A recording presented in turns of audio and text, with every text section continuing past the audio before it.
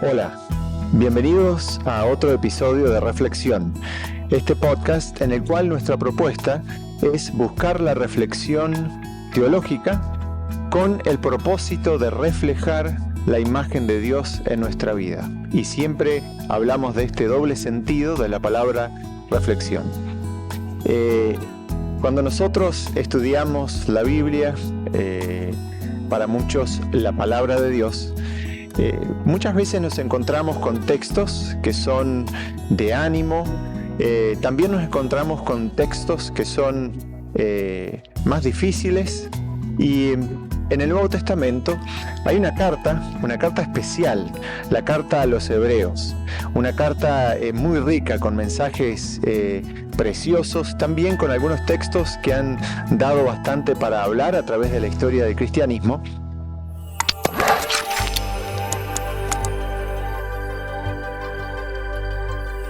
Y hoy, para hablar acerca de esta carta, de su mensaje, del contexto en el que se escribió y demás, me acompaña un invitado especial y distinguido que es el doctor Félix Cortés, que es doctor en Nuevo Testamento y que enseña en la Universidad Andrews. Félix, bienvenido a este episodio. Y para mí es un honor, y bueno, me voy a tomar un atrevimiento que es de tutearte. Yo soy de Uruguay, y hablamos de tutearnos, y he tenido el privilegio de conocerte ya desde algunos años, de haber compartido incluso en una iglesia juntos, liderazgo y demás. Así que bienvenido. Muchas gracias, Gerardo. Es una alegría para mí estar aquí. Es un placer estar con la audiencia también, deseando que sea una bendición lo que platicamos.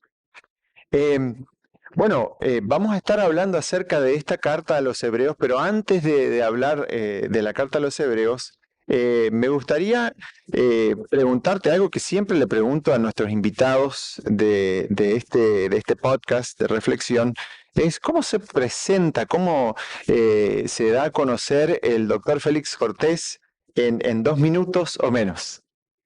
Bueno, a mí me gusta presentarme primero como pastor. Creo que mi identidad principal es pastor, un predicador, pero también un estudioso de la Biblia.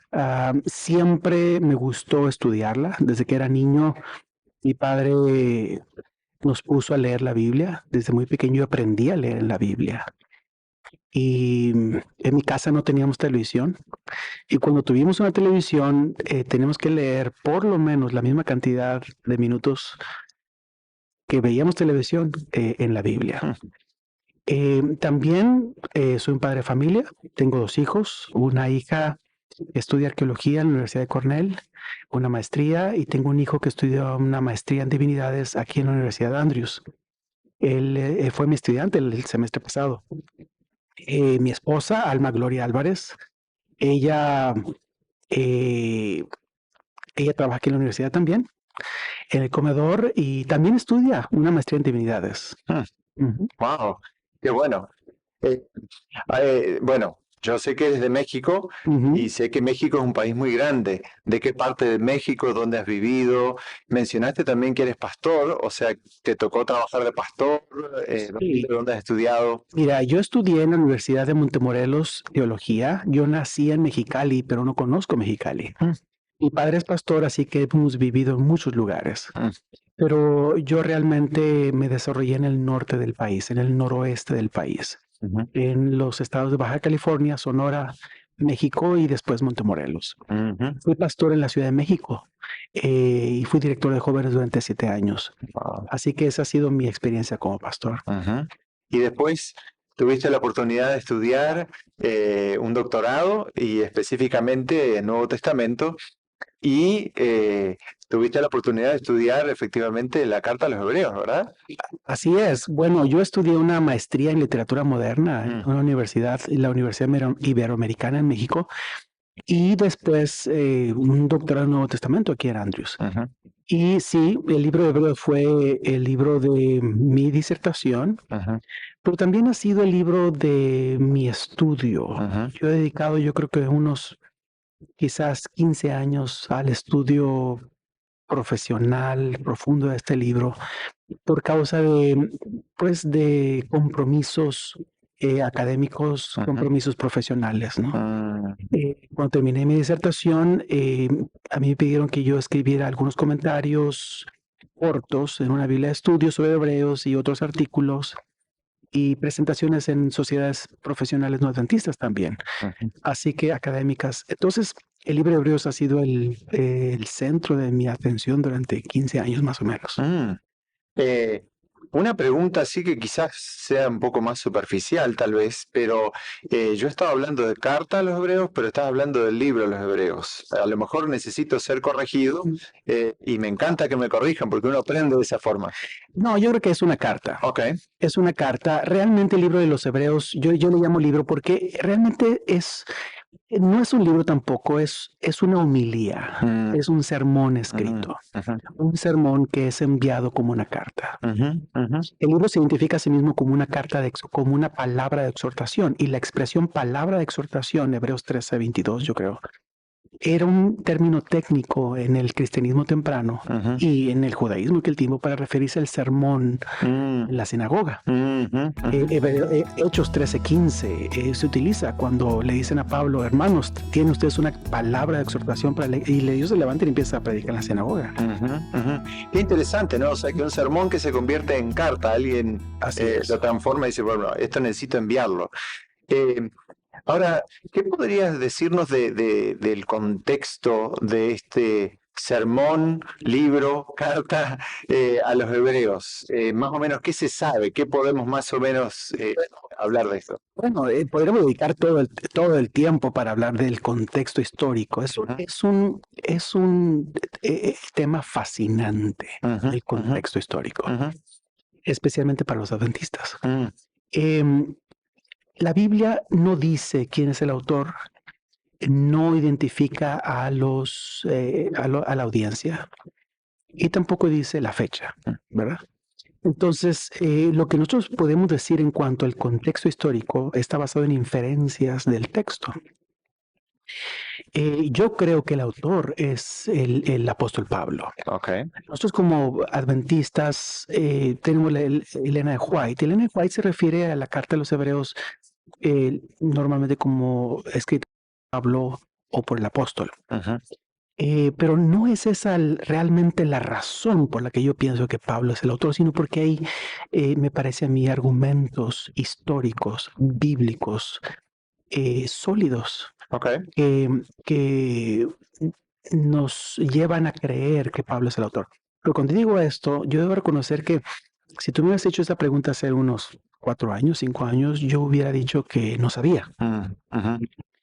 Porque ha habido como que una evolución en mi posición en cuanto a la autoría de la carta a los hebreos. En este momento, si tú lees un comentario bíblico, no van a haber comentarios que digan que el autor es Pablo. La gran mayoría van a decir que nadie sabe, pero que no puede ser Pablo. Esa es la posición académica. Y la última defensa de la autoría de Pablo, así larga, en los años 30, 40. Etta Linnemann escribe un artículo, yo creo que en los 90, un artículo muy bueno también. Pero no fue ese artículo lo que me convenció finalmente, sino un libro publicado por una compañera también erudita en hebreos aquí en Chicago. Su nombre Claire Rothschild. Y escribió un libro que se llama Hebrews as a Pseudepígrafo, Hebreos como un pseudepígrafo, donde ella dice que el libro de Hebreos fue creado para parecer de Pablo. Y entonces realmente es como un engaño, ¿verdad? Bien intencionado, pero es como un engaño. Y los argumentos históricos que ella presenta, el análisis que ella presenta fue tan interesante que me llevó a creer exactamente lo contrario. Podemos hablar un poco acerca de eso, ¿no? Pero es fascinante la historia de la autoría y del contexto. porque nos va a llevar por qué es tan relevante este libro para nosotros hoy como cristianos y como adventistas, ¿no? Wow. ¿Cuáles son ahora? Tengo una intriga muy grande. ¿Cuáles son algunos de los argumentos a favor? Estoy seguro, como decías, que podríamos hablar quizás mucho Sí, de esto, pero alguna, digamos, bueno, muestra de déjame mencionarte algunos de los argumentos principales. Ok. Bueno, es muy interesante que la epístola a los Hebreos es la epístola que tiene mejores testigos en los manuscritos de todas las cartas paulinas. Es decir, la carta que tiene manuscritos más antiguos y más numerosos entre las cartas paulinas es Romanos, pero después de esa viene Hebreos. Hebreos aparece en el manuscrito más antiguo de las epístolas paulinas, Papiro 46, más o menos datado del año 200. Cuando decimos 200, quiere decir que puede ser entre el año 150 y 250.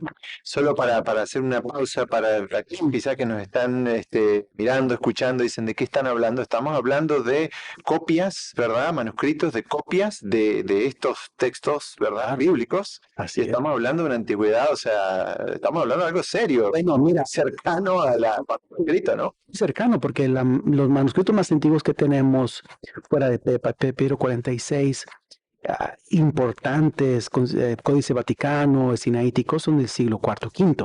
Claro. Okay, entonces estamos aquí hablando del siglo III, quizás segundo, es mucho más temprano. Así que los manuscritos siempre aparecen como parte de Pablo. Hebreos nunca aparece solo. Hebreos nunca aparece solo, y en el Papiro 46, que es más antiguo, y los papiros más antiguos aparece Romanos, Hebreos, 1 y 2 Corintios, Gálatas, etc.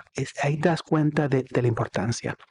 En otras palabras, solo otra vez para repetir, y porque me parece fascinante lo que estás diciendo, o sea, no encontramos en esos manuscritos antiguos, no aparece Hebreos como un documento aparte, solo, como si fuera de otro autor, y sino que justamente aparece junto con otros textos de Pablo en este caso. Así es. Okay. Y esto es muy interesante porque Pablo advierte, según Tesalonicenses capítulo 2, que los cristianos no deben de recibir cartas como si fueran de él. Él advierte en contra de cartas escritas en su nombre que no son de él. Y si ustedes van a leer las cartas, se dan cuenta que esas cartas son siempre, bueno, no siempre, pero la mayoría de sus cartas son firmadas. Él dice, esta es mi firma. Mira con cuán grandes letras os escribo.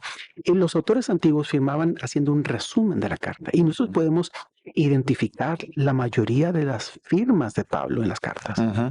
Entonces, la teoría de los académicos hoy es que Pablo circuló solo durante mucho tiempo y después de alguna manera fue integrado a las cartas paulinas.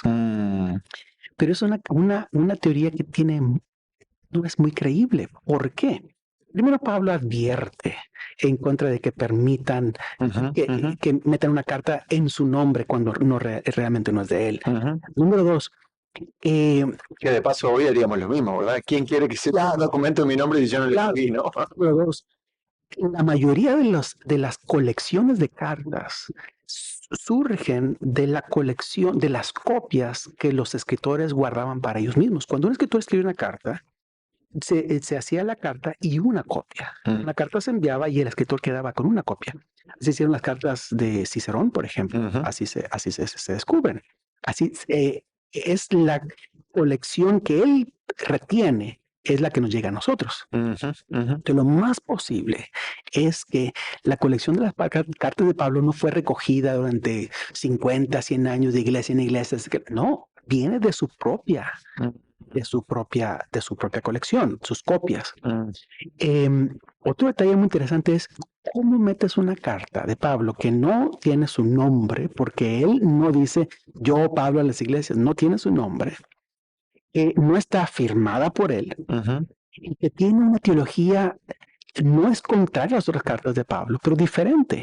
Entonces, ¿cómo metes una carta que es tan diferente, con tantos problemas, en una colección? Si fuera más parecida, si dijera yo, Pablo, escribo a los hermanos, estoy orando por ustedes, me agradezco a Dios, los agradezco por ustedes, etcétera. Uno dice, ok, se parece, pero esta es completamente diferente. ¿Cómo la metes? Ujú. Hay un obispo en la iglesia antigua que crea una carta. Creo que es Tertuliano el que nos habla acerca de él, si recuerdo bien. Yo tendré que checar ese Ok. dato.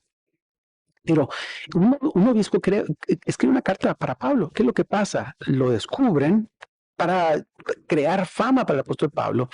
Eh, Él es un admirador del apóstol Pablo. Escribe esta carta para, no sé, Ujú, lo tenía en la mente, lo corrieron, lo sacaron. Bueno. Fuera. Y fue sacado del liderazgo de la iglesia. Entonces, ¿cómo metes una carta así? Ujú, ¿Ves? ujú, ujú, ujú. Eh, Históricamente me parece a mí poco posible. Ujú. Y si tú vas, por ejemplo, a Hechos 13, versículos 20 al 25, vas a encontrar que hay una cantidad enorme de parecidos y de coincidencias entre cómo Pablo termina una carta y cómo Hebreos termina. Ujú. El Dios de paz en Romanos y en Hebreos y en otras partes. Mira, una cantidad tan grande de parecidos. Y luego Hebreos se refiere a Timoteo. Ujú, Timoteo que conocemos. Timoteo no era un nombre extraño. ujú. Era un nombre que conocemos en otras partes. De hecho, en Macabeos encontramos una referencia a Timoteo. Pero el único Timoteo que encontramos en fuentes cristianas es el Timoteo, compañero de Pablo, Ujú. colaborador con él. Entonces, y hay muchas otras cosas que yo podría decir, coincidencias, la forma en que utiliza, por ejemplo, la palabra diateque, que es acto. Y por ejemplo, la forma en cómo él cita Habacuc 2:4, el justo vivirá por la fe, no la cita como viene en el texto masorético, no la cita como viene en el texto de la Septuaginta. Las palabras son, no está organizada diferente Ujú. la Septuaginta y el masorético. Es única la forma que lo tiene Pablo. El único lugar donde lo encuentras así es en Romanos y en Gálatas. Romanos, ok. Entonces hay una cantidad de conexiones. También el asunto de la fe, también lo encontramos. Hay muchas conexiones muy interesantes. Wow. Y eso es lo que me llevó a mí a decir, no, ese tiene que ser Pablo. Mira, esto es para mí fascinante y podríamos hablar mucho más, Sí. pero me gustaría, antes de entrar al mensaje propiamente dicho, que otra vez podríamos hablar de días seguramente, después de 15 años de estar estudiando, ya que estamos todavía en el contexto, estamos hablando ahora del autor y del posible autor y de los argumentos, o algunos de los argumentos a favor. Uh-huh. Casi me veo tentado a decir, vamos a ver los otros argumentos, pero dejemos el autor. ¿Qué del otro lado? ¿Quiénes son? ¿Quién es la audiencia? Posiblemente, porque dice hebreos, pero ¿qué hebreos? ¿Hebreos de dónde? Claro. ¿Y será que ahí, en eso también por ahí reside un poco de la diferencia con otras cartas? Porque otras, o digamos, otras eran dirigidas a comunidades específicas, Claro. mientras que esa, ¿a quién está escrito? Bueno, la carta a los hebreos está escrita a una congregación. Okay. Porque el apóstol les dice que saluden a los otros cristianos, saludad a los santos, así que hay otros cristianos en el área, y saludad a vuestros líderes. Okay. Entonces, es una congregación diferente a otras congregaciones en el área. Uh-huh. Desde el principio, desde el manuscrito más antiguo, aparece bajo el título a los hebreos. Uh-huh. Entonces, judíos cristianos. Uh-huh. ¿Okay? Sin embargo, está escrito en un griego increíble, el mejor griego del Nuevo Testamento, posiblemente. ¿Por qué está escrito en el mejor griego? Yo he llegado a la conclusión, Gerardo, de que lo más factible, lo más posible es que la carta a los hebreos fue escrita a griegos, a judíos cristianos helenistas. Okay. Cuando vamos a Hechos capítulo 6 encontramos los helenistas. ¿Quiénes son los helenistas? Los helenistas son judíos que hablan griego o que su primer idioma es griego. ¿Okay? Sí, por una comparación, perdón, un poco, ¿no? Podríamos decir casi como hispanos de segunda generación hoy en día, Bueno, en cierta medida, tal vez, ¿no? es como decir hispanos nacidos en Estados Unidos. Claro, a eso me refiero, Sí. que son hispanos, pero a la misma vez hablan inglés, o sea, Eso parecido. es igual. Okay. Y es muy parecido, es una muy buena ilustración, porque los judíos helenistas no solamente hablaban griego como su primer idioma, sino también pensaban como los griegos y Ujú. vivían, tenían un estilo de vida más parecido a los griegos. Una cosmovisión o cultura más griega que hebrea, digamos, judía. Correcto, y eso creaba conflictos con los hebreos. ¿Ok? Pablo crece, ¿ok? Pablo crece en una ciudad helenista. ¿Ok? Ujú. Y tú encuentras a Pablo en Hechos capítulo 6, capítulo 7 en relación con el juicio de Esteban, que es un helenista. Ujú. Y estos helenistas son terribles. Ujú. ¿Ok? ¿Por qué? Resulta que estos helenistas nacen en la diáspora. Ujú. Pero ¿por qué vienen a Jerusalén? Vienen para estar cerca del templo, Ujú. para aprender de su herencia, Ujú. Sus raíces. sus raíces. Ujú. ¿Ok? Estos son gente muy de cepa. O sea, aunque nacieron fuera, ellos están enamorados del templo, de los sacrificios, y por eso cuando Esteban habla en contra del templo, ellos se levantan en contra de él y lo matan. Ujú.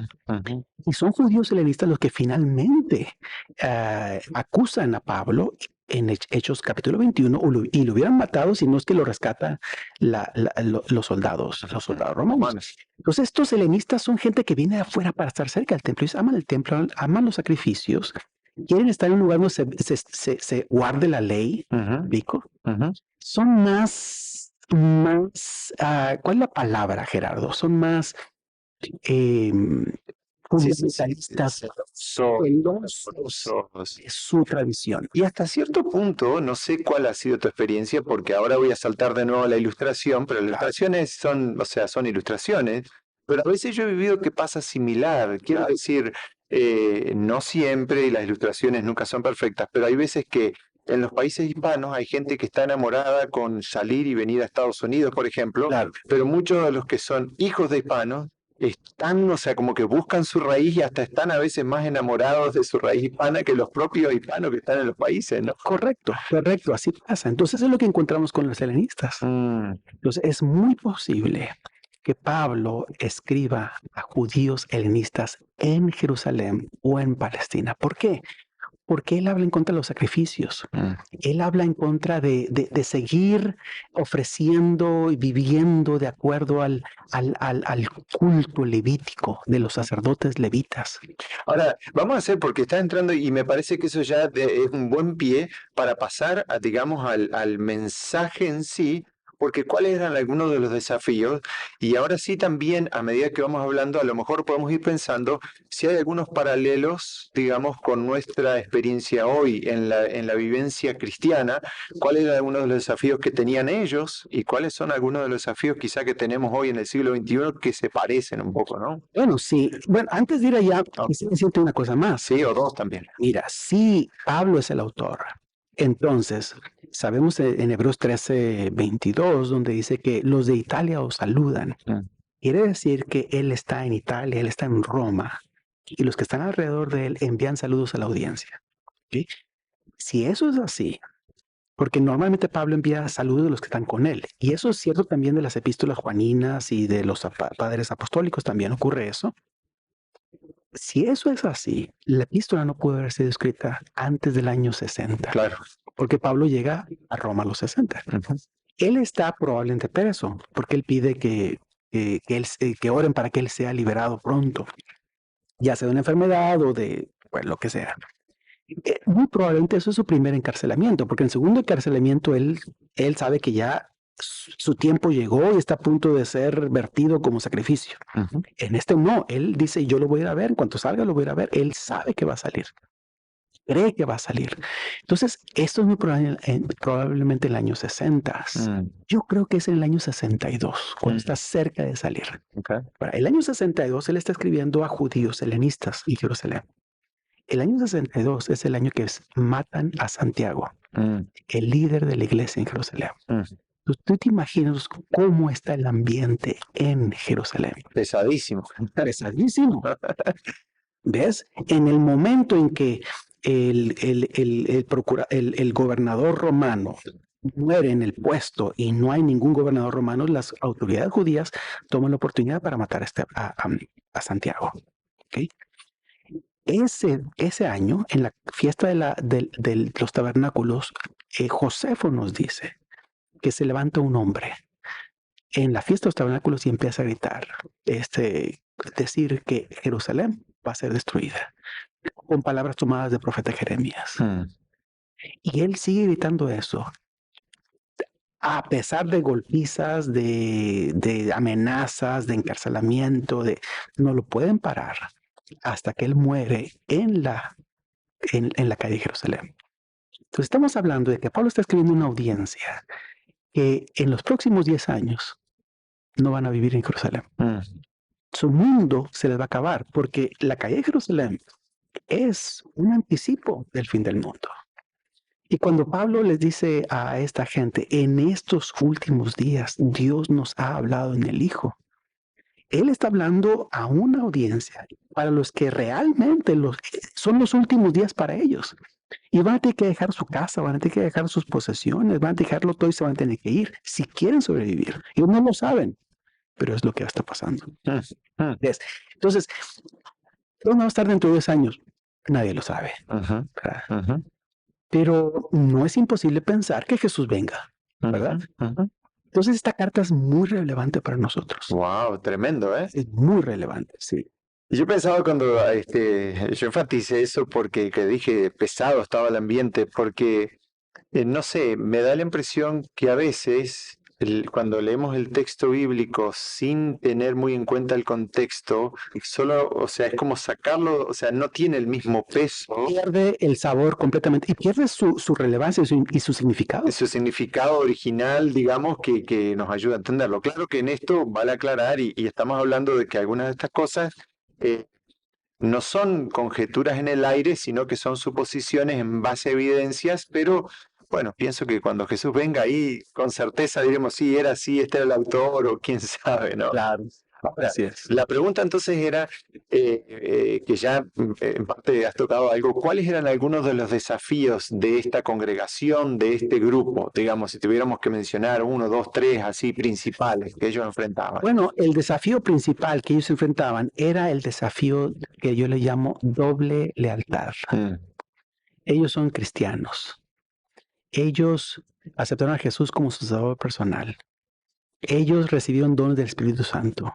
Ellos vieron señales y prodigios. Utiliza esa expresión en Hebreos capítulo 2, versículo 3. Señales y prodigios, que es la misma expresión de Hechos. Ellos vieron señales y prodigios y reparticiones del Espíritu. Entonces, ¿será que alguno de ellos tenía don de profecía? No sé. Don sanamiento, interpretación, lenguas, no sé. O qué otros dones. Recibieron sus dones. Amaban a Jesús. Y dice Hebreos 10, 32 a 34 que fueron perseguidos, perdieron sus posesiones, fueron vituperados públicamente. Aman a Jesús. Pero además de eso, aman el templo. Siguen sacrificando en el templo. ¿Cómo entiendes amar a Jesús y amar al templo? El corderito que llevas, ¿qué relación tiene con Jesús? Cuando Pablo llega a Jerusalén en su última visita que cuenta el libro de Hechos, Hechos capítulo 21, los ancianos le dicen, mira, la gente dice que tú no te gusta la ley, no te gusta, te recomendamos algo. Ve y purifícate con esos 4. Estas 4 personas que hicieron un voto, probablemente es un voto de nazareato. Entonces, ve y purifícate con ellos, paga sus gastos. Carísimo pagar esos gastos porque eran varios sacrificios. ¿Okay? Pablo va y los paga. Y si tienen oportunidad, lean lo que Elena de White dice en Hechos de los Apóstoles acerca de ese hecho, donde ella dice que Dios no le había dado a Pablo el permiso, no utiliza esa palabra ella, pero no era el plan de Dios que Pablo fuera y pagara por esos sacrificios y él fuera al templo por eso. Y haciendo eso es cuando lo toman preso. ¿Por qué hace Pablo esto? Porque la iglesia ahí tiene un problema de doble lealtad. Y Pablo, por tratar de crear unidad entre judíos y gentiles, dice, bueno, vamos a hacer esto. Entonces, ese es el problema de la audiencia de Hebreos. Ellos aman a Jesús, pero también están aferrados a otras cosas. Y yo creo que eso es un problema que nosotros como cristianos también tenemos. Y quizá para ir un poquitito más allá, comparando, por ejemplo, con los israelitas que salen de Egipto, ¿no? Cientos de años antes, em, había otras lealtades con cosas malas, por así decir, pero en este caso estamos hablando de lealtades a cosas que en sí mismas no son necesariamente malas, que son quizá tradiciones, costumbres religiosas que han tenido un lugar tan importante en el crecimiento, en ese fervor del que hablábamos de mis raíces. Mira, Pero quizá eso es lo más peligroso a veces para un seguidor de Jesús, cuando estoy atado a cosas que en sí mismas no son malas, pero que están compitiendo con Jesús, ¿no? mira, ¿cuál es el problema de la audiencia? Esas tradiciones tienen que ver con patriotismo también. Ujú, ujú, Tiene que ver con dónde yo nací, dónde vengo, cuál es mi cultura, cuál es mi gente, cuáles son mis características únicas étnicas. mm, Y los cristianos adventistas también tenemos ese problema. ujú, A veces olvidamos que somos primero cristianos, después mexicanos o norteamericanos o canadienses o europeos o africanos. ujú. El patriotismo es un grave peligro para el cristianismo. Bueno, esto estamos tocando eran temas muy relevantes, o sea que ya en esto aquí yo diría, podríamos cerrar acá, que no vamos a cerrar todavía, pero podríamos cerrar acá y decir, aquí ya nos habló cosas que estamos, si abrimos los diarios hoy, o sea, que están pasando hoy, pero también, y quiero recalcar lo que acabas de decir, que pasan dentro, o sea, de la iglesia cristiana, Claro. ¿no? Que es la idea de eso. La verdad que me está haciendo pensar mucho y es un mensaje muy relevante, ¿no? O sea, yo diría, Dios nos ayude a cada uno a cada tanto revisar nuestras lealtades, digamos, para estar seguro que no hay nada que se está metiendo ahí, ¿no? Así es. Entonces, ahora de lleno a la carta, digamos, ¿cuáles son algunos de los puntos que el autor, muy posiblemente Pablo, por lo que acabamos de hablar antes, trata de enfatizar cuáles son los mensajes generales o el mensaje, digamos? Bueno, el mensaje de la carta de los Hebreos en general es un mensaje fascinante. Ujú, Mira, Israel vivía en su tierra, mm, pero no habían entrado en el descanso de Dios. Cuando ellos salieron de Egipto, ellos entraron a Canaán, Dios les iba a dar reposo, ¿verdad? Pero lo que ellos obtienen únicamente es posesión de la tierra, pero no entran en el reposo de Dios. mm, ¿Por qué? Porque el reposo no es solamente posesión de la tierra. El reposo requería, Deuteronomio capítulo 12, requería la presencia de Dios en el centro de la tierra. ujú, Requería el templo en el centro de la tierra, pero requería también los ídolos erradicados de la tierra. Requería una fidelidad a Dios. Israel nunca fue fiel a Dios. ujú.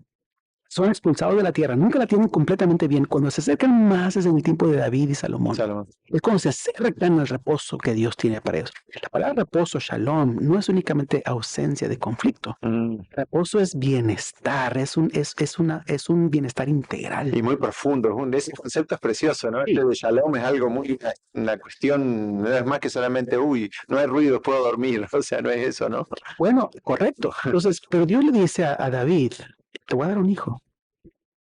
Y a través de ese hijo te voy a dar reposo, le voy a dar reposo a tu pueblo. Y desde entonces están esperando el hijo. Mm. Siempre hemos estado esperando un hijo. Desde que Adán sale del jardín de Edén, está esperando un hijo. Ujú, Abraham está esperando el hijo, ujú, ¿verdad? ujú. Y nosotros, como pueblo de Dios, en el Antiguo Testamento estuvieron esperando el hijo de David. Regresan del exilio a su tierra, pero no han entrado en reposo porque siguen siendo esclavos en su tierra. Mm. Entonces, lo que dice la carta de los Hebreos es que ahora tenemos un rey, Jesús sentado a la diestra del Padre. Mm. Y este rey nos va a entrar en reposo. Y este rey me dice, ahora es el momento de entrar en reposo. Mm. Es lo que dice Hebreos capítulo 3 y 4. Por tanto, si oís hoy su voz, no desechéis al que os habla, sino que debemos entrar en reposo, Mm. ¿verdad? Y es lo que Hebreos dice, Jesús está en el cielo y vamos a entrar en este reposo. Ahora, este reposo primero es un reposo espiritual. Es el reposo de la salvación, pero no queda allí.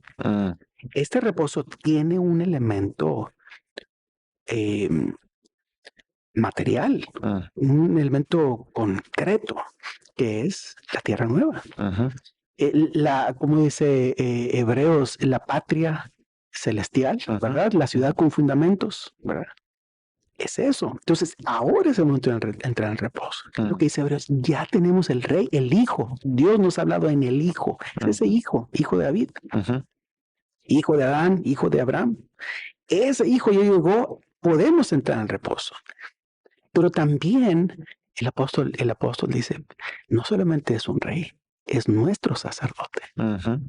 Ahora, cuando hablamos de sacerdotes, estamos hablando de algo muy importante para la audiencia de aquel tiempo. Si ustedes van, hay un libro que se llama Jerusalén en los tiempos de Jesús. Jerusalem in the times of Jesus. Y este libro dice allí que las familias que dominaron el sacerdocio fueron 4 familias. Y viene ahí la lista. Yo te la podía dar ahorita, no me la sé de memoria. Todas esas familias que dominaron el sacerdocio durante desde el principio del siglo I, desde el tiempo de Tiberio, el tiempo de Augusto, todas esas familias obtuvieron el sacerdocio, con la excepción de 1 o 2, ilegítimamente. No eran hijos de la línea correcta. Todos los sacerdotes son ilegítimos. Y lo que Hebreos dice, ahora tenemos un sacerdote legítimo. Pues si tú vas a lo que dice el Talmud y lo que dice Josefo, es que estos sacerdotes eran terribles. Son saduceos. Algunos de ellos no creen que Dios actúe en el mundo. Muchos de ellos no creen que hay resurrección. Muchos de ellos creen que lo único que es inspirado es el Pentateuco y nada más. Esos son los sacerdotes, los de arriba. Pero no solamente eso. El Talmud, yo les voy a dar las citas, habla de cómo son terribles esos sacerdotes. Esos sacerdotes mandan y golpean a los sacerdotes más de abajo para quitarle los diezmos, roban los diezmos. Josefo habla de cómo se pelean entre ellos y les roban los diezmos. Es una cosa terrible.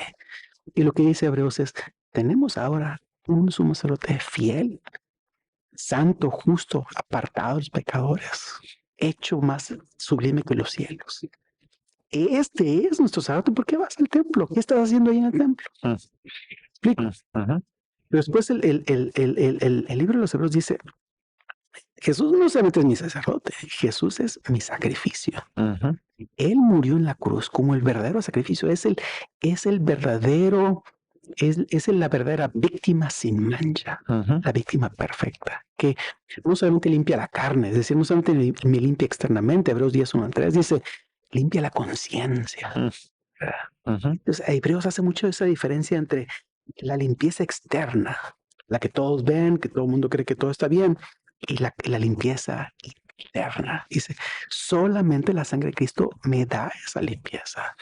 Porque con los animales no hay comparación. Tienes que ofrecer a Jesús ofrecido una vez y para siempre.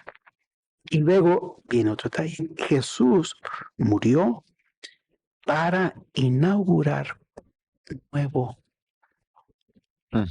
Ese pacto que Israel rompió. Israel rompió unos pocos días después de que se instaló en el Sinaí, unos días después. Y que Dios lo permitió que permaneciera, pero ahí estuvo, ¿verdad? Todo falible. Ahora es renovado por Cristo Jesús. Entonces lo que el apóstol le dice, y por eso es tan fuerte la carta de los Hebreos, le dice, si ustedes rechazan a este pacto, si ustedes rechazan a este sacerdote, si ustedes rechazan a este sacrificio, no hay más sacrificios por los pecados, solamente una horrenda expectación de juicio. No tiene ninguna otra escapatoria.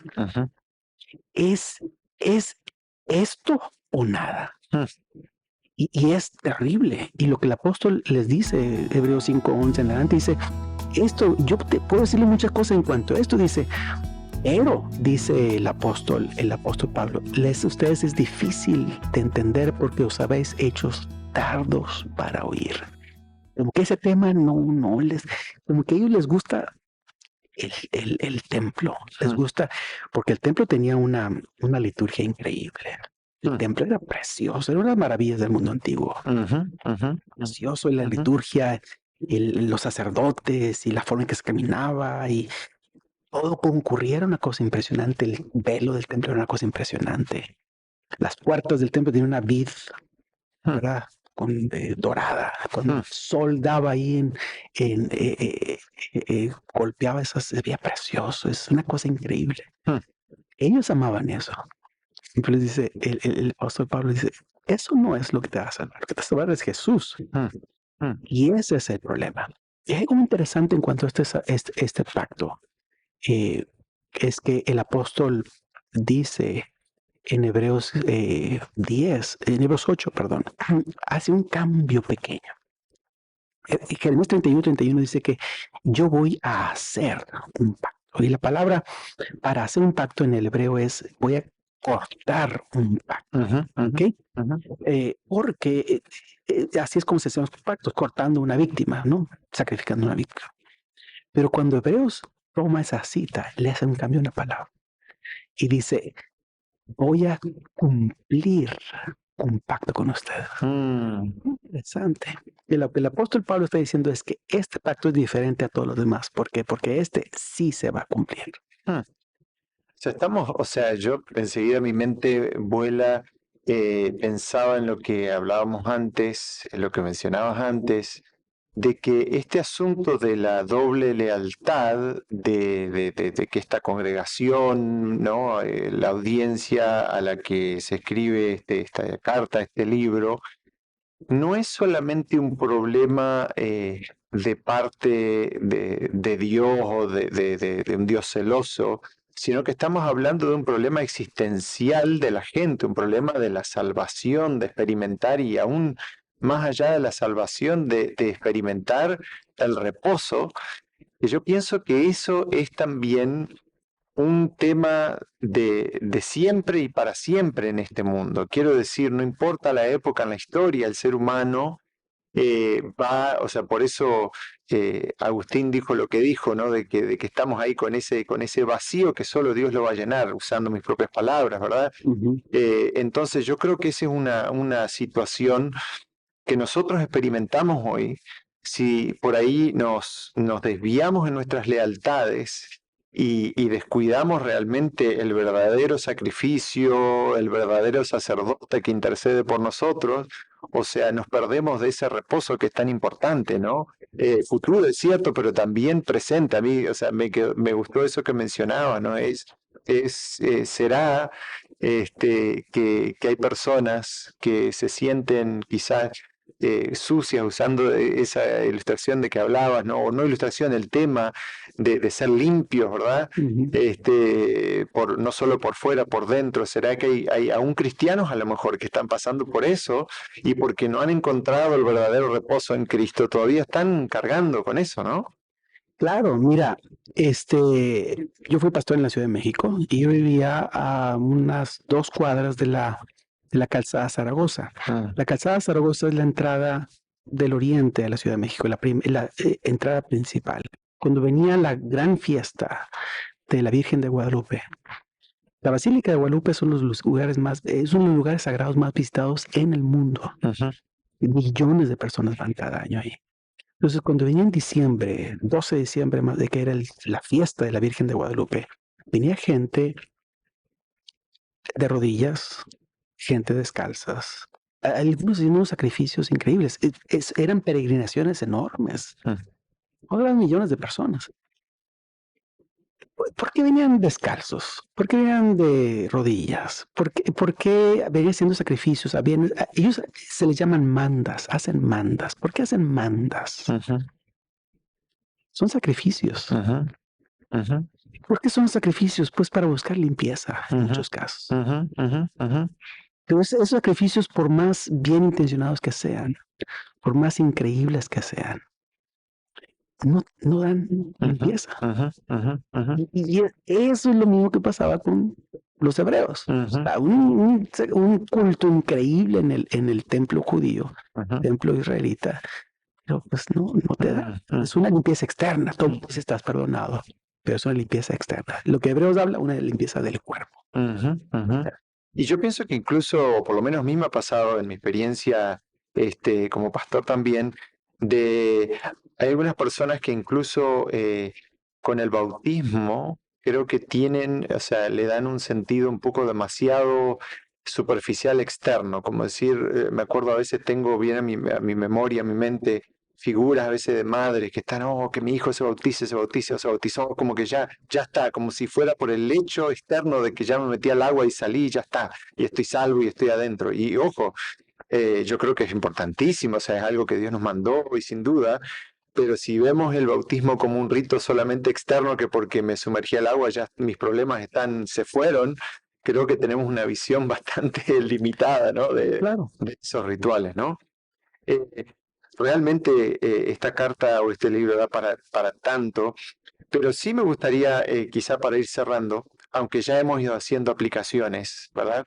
Estamos en el siglo XXI con muchos desafíos, desafíos de polarización, desafíos, bueno, de moralidad tal vez, desafíos de incertidumbre económica, eh, viendo también ciertos eventos que se van sucediendo que nos hace pensar, parece que las señales se están cumpliendo, que Jesús está viniendo, y aquellos que con sinceridad queremos seguir a Jesús, queremos buscar la transformación cada vez más a la imagen de Cristo, eh, algún mensaje específico de aplicación, de decir, bueno, Hebreos nos da este mensaje, nos da esta palabra, nos da esta exhortación, como decías al principio, de este es un tema, un sermón quizás de exhortación. ¿Qué mensaje de aplicación para nuestros días hoy podrías dejarnos de la carta a los Hebreos? Bueno, la carta de los Hebreos tiene sus propios pasajes de resumen, Ujú, ¿verdad? Hebreos 10, 19, 25 es uno de los más famosos, ujú, donde dice, pues teniendo pues tal sumo sacerdote, ¿verdad? Sobre la ujú, casa de Dios. ujú. Acerquémonos pues con confianza al trono de la gracia, Bonito, ¿verdad? qué Es precioso, lindo ¿no? pasaje, ¿no? Pero a mí me gustaría terminar con otro pasaje. Ok, El pasaje muy conocido también de Hebreos capítulo 12. ok. Dice que Hebreos 12 dice, pues teniendo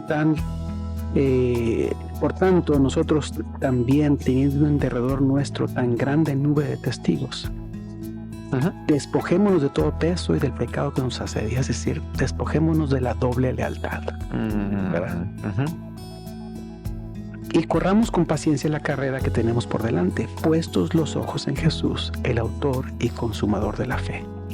En lo que el apóstol Pablo nos invita es, ahora que vienen estos tiempos finales, fíjate que mucha gente bien intencionada pone su atención en todos los eventos que están ocurriendo. ujú, No pueden apartar su vista de las noticias, de las cosas que ocurren.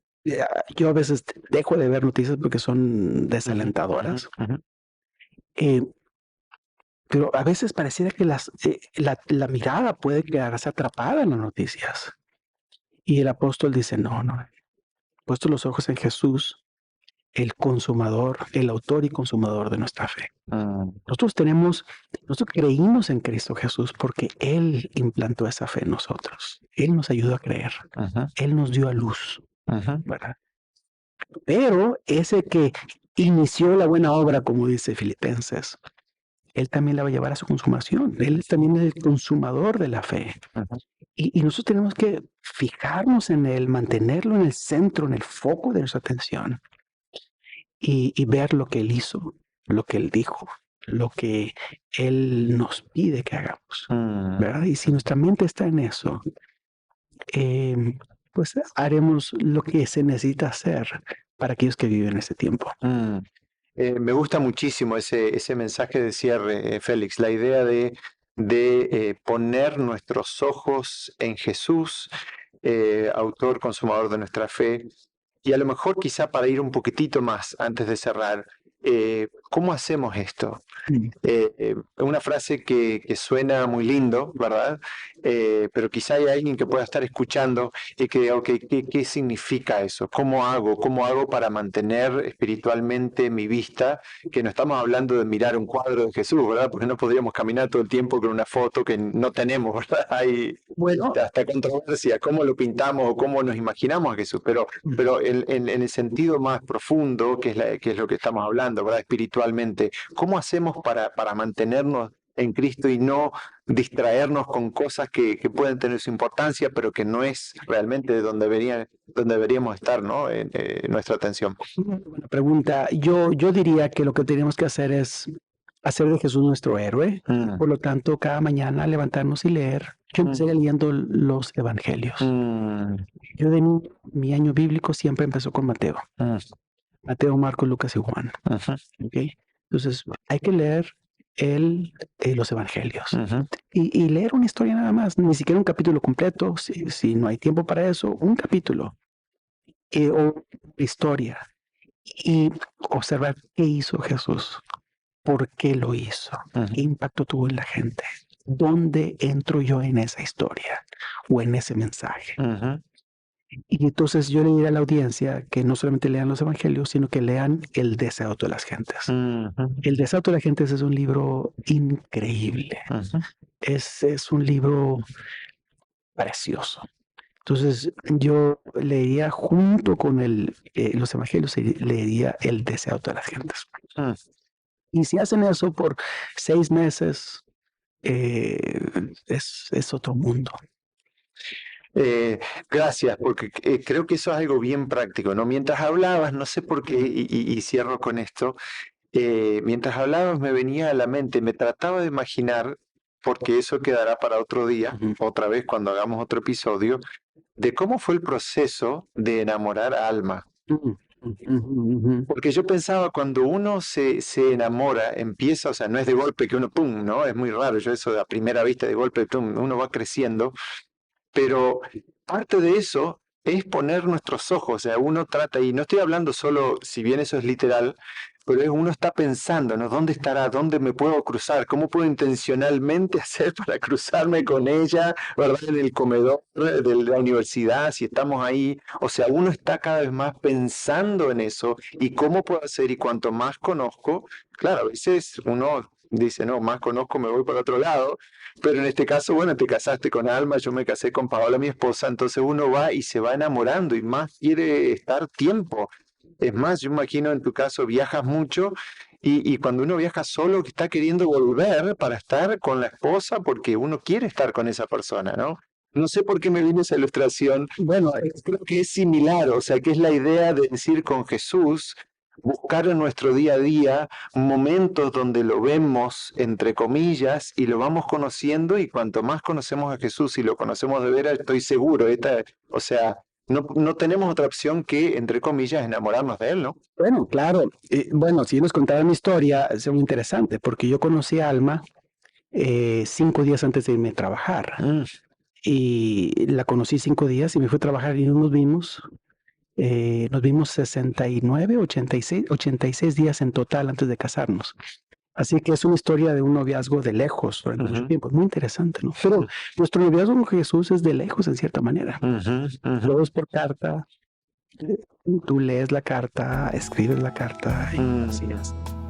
Bueno, desde ya muchísimas gracias por compartir tantas cosas bonitas de esta carta. Y es mi deseo, para mí personalmente, pero también para aquellos que nos están escuchando y mirando, que realmente podamos tomar tiempo para enamorarnos cada vez más de Jesús, para que ya no haya lealtades divididas, sino que realmente encontremos el reposo en Jesús que tanto necesitamos y que nos da felicidad plena. Félix, muchas gracias. Un placer.